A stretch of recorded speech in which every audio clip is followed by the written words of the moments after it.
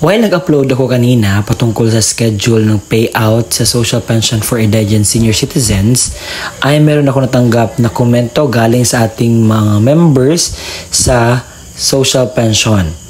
At ito ang kanyang sinabi. Tinanggal naman kami sa social pension kasi daw member kami ng SSS. Ang kaso, binigla ang mga senior citizen nang sabihin na walang matatanggap ngayon sa August 26. Madaming senior ang nalungkot nang sabihin ng DSWD ang mga may SSS ay walang matatanggap ngayong August 26. Nakakalungkot naman po para sa mga senior citizens. Attention sa lahat ng mga senior citizens. Mga pensioners, tinatanggalan ng pensyon? Ano ba ang mga rason nito? Nabasa natin kanina na isa po yung example bakit ba tinanggalan. Ano ba ang mga requirements dapat para hindi matanggal sa social pension for indigent senior citizens? At dito lang po natin yan malalaman dahil isa-isahin kong ipapaalam sa inyo ang mga bagay-bagay na dapat ninyong malaman bakit nga ba tinanggalan ng pensyon. At bago yan, inaanyayahan kita na tapusin mo ang video na ito hanggang sa dulo.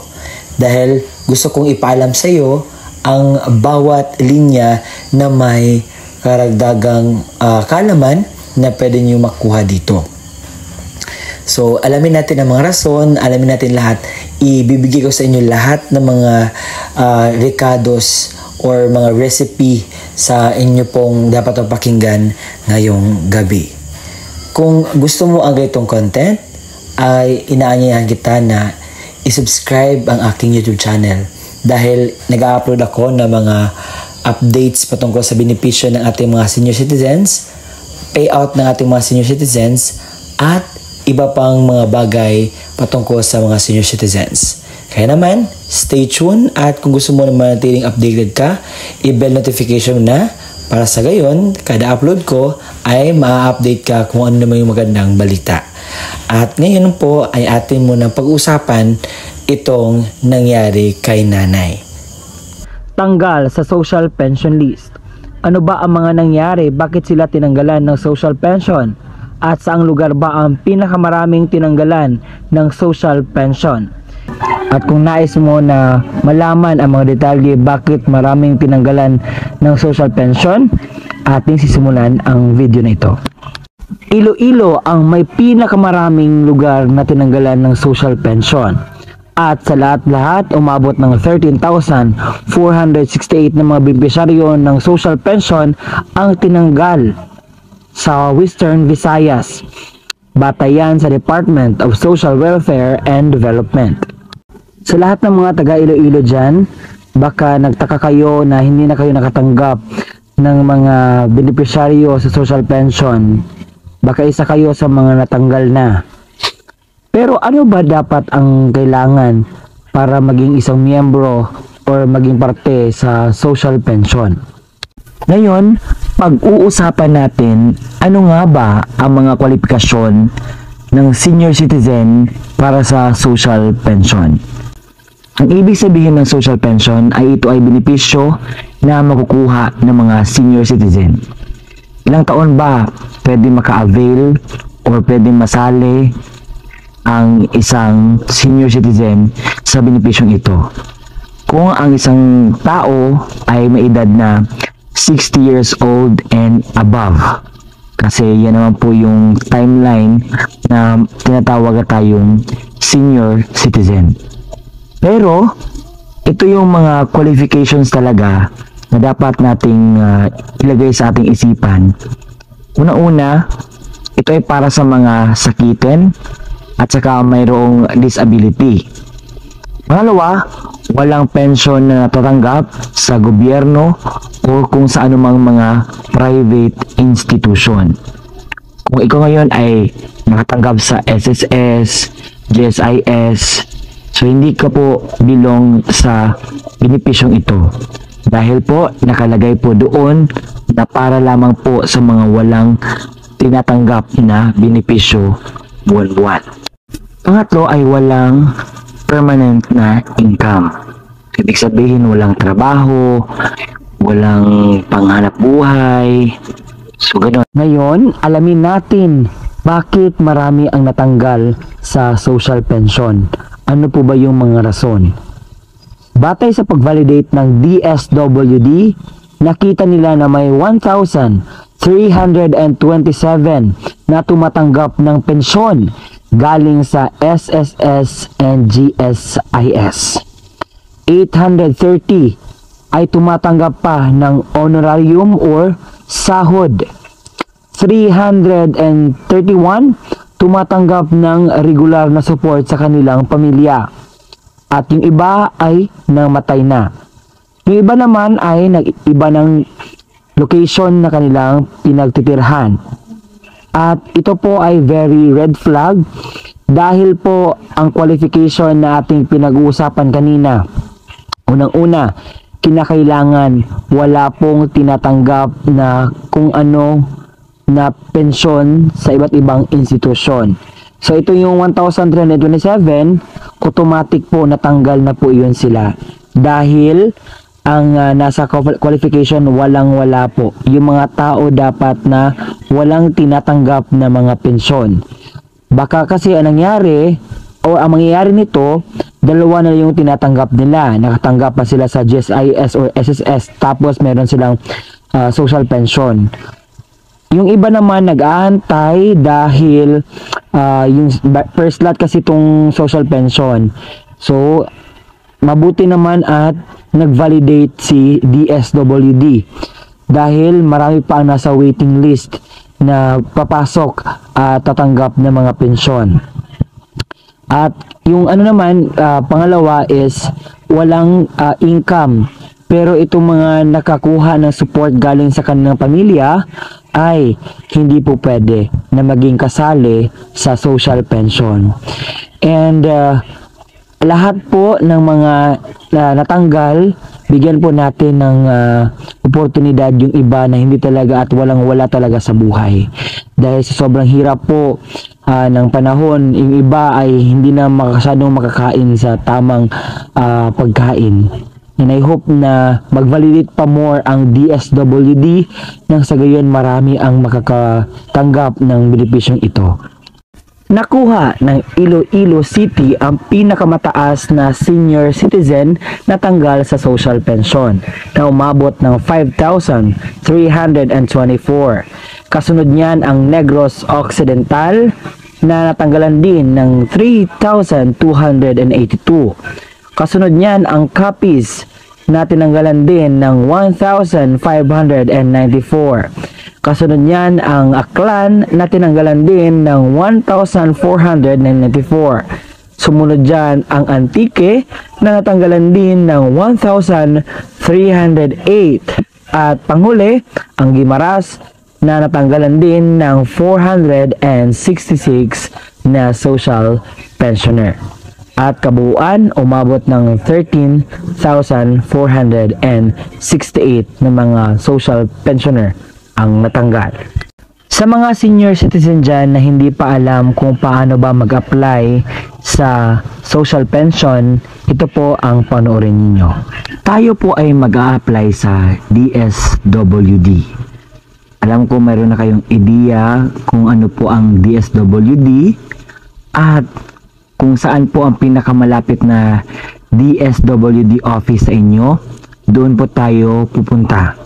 So, una-una po ang gagawin natin is mag-fill out tayo ng form na magpa-register tayo doon.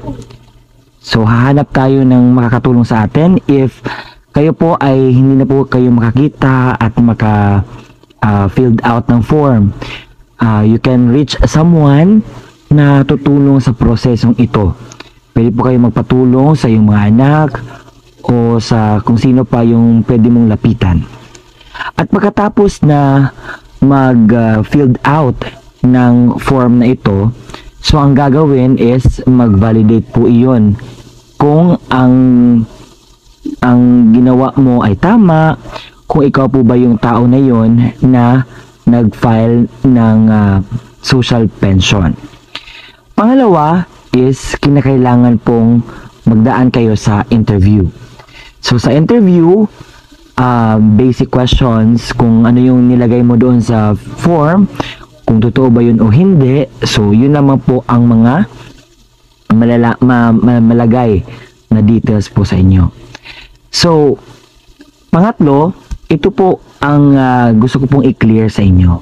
Baka kasi ngayon nalagay sa isip nyo na ako ay isang senior citizen na at automatic na ako makapunta at mabigyan ng mga ayuda or mga benepisyong ganito.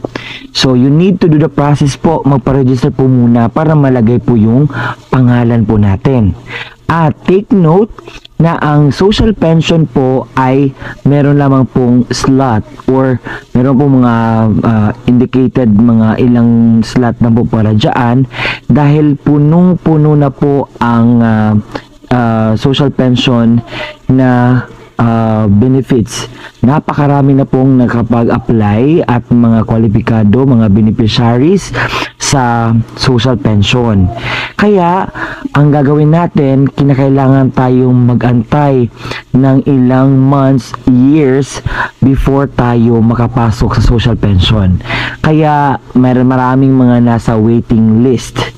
So, kung mabakante yung isang slot, so meron isa naman ang ipasok. So, hindi ibig sabihin po na pasok na kayo sa qualifications ay makakapasok po kayo kaagad. Hindi po ganun. Kinakailangan pa po na mag-antay tayo na mayroong slot na ma-open para naman tayo na maka-avail sa benepisyong ito. Alam kong napakarami pa ang hindi miyembro sa social pension, and I hope na mabakante yung iba para naman mas makatanggap kayo ng benepisyo.